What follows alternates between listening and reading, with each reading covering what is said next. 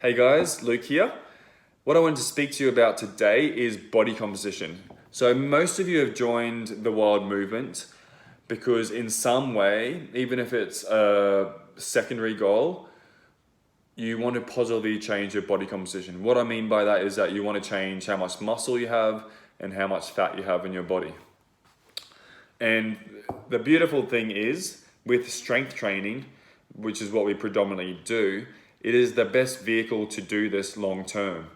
But what we also need to learn is how to support that strength training with the right nutrition. Without the right nutrition, it's going to be very hard to make long-term progress for our body composition. So let's look at fat loss first. Fat loss is probably the most prevalent goal in terms of body composition for most people that join the Wild Movement. So we need a couple of conditions for fat loss to occur. We need a calorie deficit. So you would have heard this before, you need to be eating less than what you're putting out. The challenges in this is how much should you be eating and how to track what you're eating and get some sort of basic numbers. The second thing that we need is for our bodies to be working well. We need all our hormones to be roughly working the way they should be. To ensure that's happening, I do encourage you to get blood tests, and I have a couple of really good practitioners that can do that and can help you out. But without going down that route, then what we're looking at is quality of food. So real food is always going to be better for our hormones than processed crap. Secondary is environmental toxins. Third is like products that we're using in the house and on our skin, makeups, moisturizers, cleaning products, anything that can go into the skin is actually going to affect your physiology. Okay, and most of the commercial cleaning products and household products are full of crap and hormone disruptors. So that's another one that we can look at. And then obviously stress management is also very big. So you'll see some of these, there's some strategies regarding this stuff in the Wild Health series, which you would have started receiving when you first joined. Okay, there's 4 ebooks on all of these different big parts of what make up the Wild Movement that you can learn more about. So let's go back to the calorie deficit. Okay, we need to be eating less than what we're putting out. There's a couple of resources that I recommend in doing this. And one is MyFitnessPal. MyFitnessPal is a really simple to use app, and it allows you to track what you're putting in.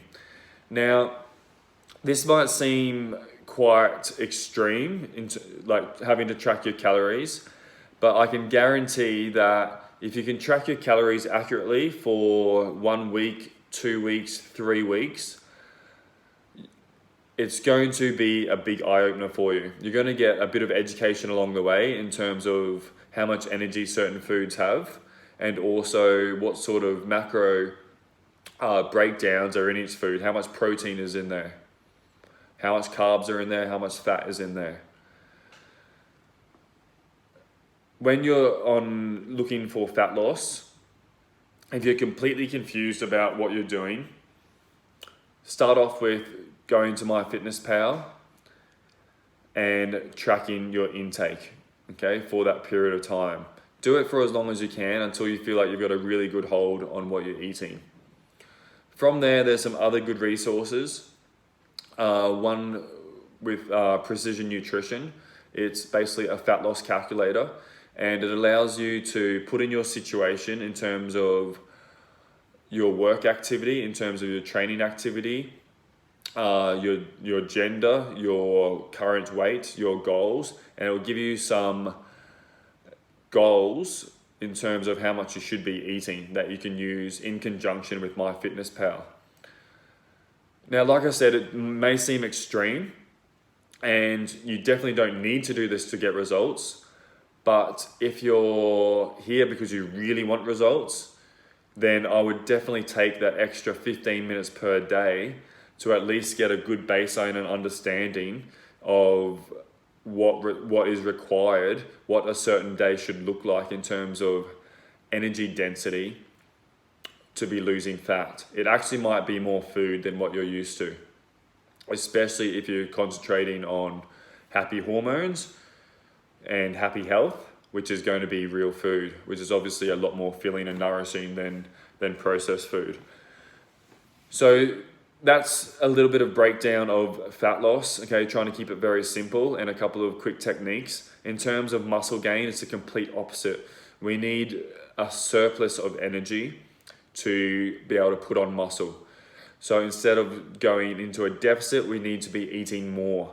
Once again, use the Precision Nutrition Calculator and use MyFitnessPal to track your days and get a bit of an understanding of where you are and what you need to be eating, how much you need to be eating to progress.